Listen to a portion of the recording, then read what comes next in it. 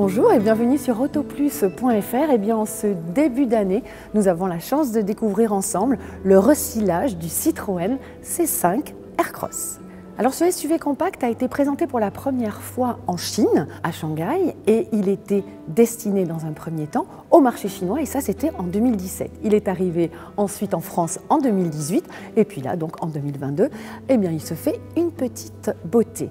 Il faut dire que les designers quand même n'ont pas lésiné sur les détails. On peut carrément dire que c'est un restylage qui se voit vraiment.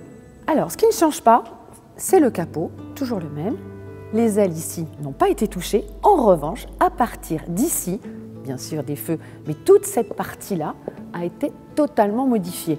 On n'a pas cédé à la facilité, parce que les designers auraient pu reprendre le dessin qu'on a vu sur la nouvelle C4 ou sur le C5X. Eh bien non, ils ont quand même eu envie de donner au C5 Aircross sa propre identité, avec donc tout ce travail qui a été effectué sur la signature lumineuse, ici en barrette.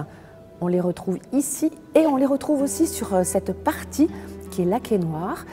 Et là, vraiment, c'est en relief. Donc, c'est vraiment comme un reflet de ces barrettes lumineuses. Idem ici, en partant du logo, toujours central, les deux chevrons, eh bien, on a ici des petites touches chromées, une alternance de chrome et de noir. Et plus on avance vers les optiques, et plus leur séparation diminue, ça devient de plus en plus resserré. Et c'est aussi un petit détail que l'on retrouve ici, où là on s'élargit vers le logo. Alors je vous le disais, il n'y a pas simplement que la partie haute de la face avant qui a été retouchée et la signature lumineuse, mais toute cette partie de carrosserie, donc le bouclier, a été revue, et notamment ici, les écopes qui sont aujourd'hui ouvertes, fonctionnelles, ce sont des vraies, alors qu'avant c'était juste un petit détail de style. Et du coup, l'air va pouvoir s'engouffrer ici et passer le long du véhicule, le long de la roue bien sûr. Autre détail, ici, toute cette partie-là donne beaucoup plus de largeur au C5 Aircross. Ça le structure beaucoup plus avant. C'est vrai qu'il avait un style un peu tout en rondeur. Là, c'est quand même plus horizontal, plus travaillé.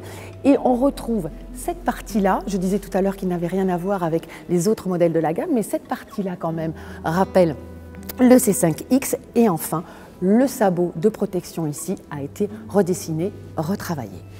Alors bien sûr, comme il s'agit d'un restylage, le gabarit n'évolue pas. Le C5 Aircross fait toujours 4,50 m de long et on retrouve bien évidemment ces protections ici latérales avec ici des nouvelles couleurs justement pour les gélules.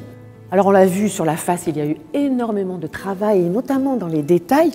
Pour l'arrière, c'est un petit peu plus calme. Ici, le bloc est toujours de même taille et de même forme. En revanche, donc, cette fameuse signature lumineuse change beaucoup puisque avant, on avait 4 petits modules, toujours dans ces formes arrondies qu'on retrouvait aussi à l'avant. Maintenant, on se retrouve avec juste 3 traits qui vraiment marquent un peu plus ce côté affirmé du C5 Aircross restylé. Quant au volume de coffre, eh bien, il ne change pas vraiment puisque nous sommes sur une version restylée, donc c'est surtout esthétique, mais il est bon tout de même de le rappeler. Il varie de 460 décimètres cubes à 720 décimètres cubes selon la version, soit hybride rechargeable, soit motorisation thermique classique. Alors il y a eu de très légères modifications à bord, notamment sur l'écran central qui est un petit peu redessiné, qui a été un petit peu remonté et puis aussi rapproché. La grande modification entre guillemets, c'est que désormais on pourra bénéficier d'un écran tactile de 10 pouces. Alors qu'avant, vous vous en souvenez certainement, il y avait un écran 8 pouces encadré par les aérateurs. Désormais, sur les finitions hautes, et c'est là qu'on va voir la petite montée en gamme, on aura cet écran de 10 pouces avec les aérateurs désormais positionnés en dessous.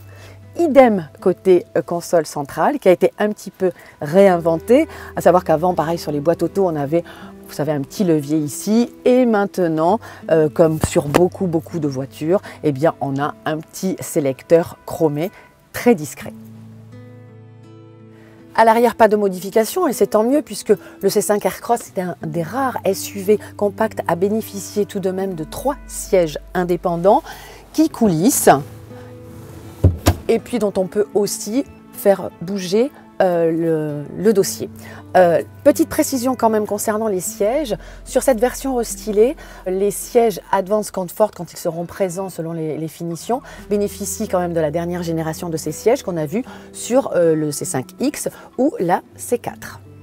Et bien voilà, nous avons fait le tour de ce C5 Aircross pour découvrir tout ce qui a changé sur cette version restylée. Il devrait arriver dans les concessions à la fin du mois de mai, début du mois de juin. Nous aurons l'occasion de l'essayer quelques semaines avant. Côté tarif, ça ne devrait pas beaucoup évoluer, peut-être quelques centaines d'euros.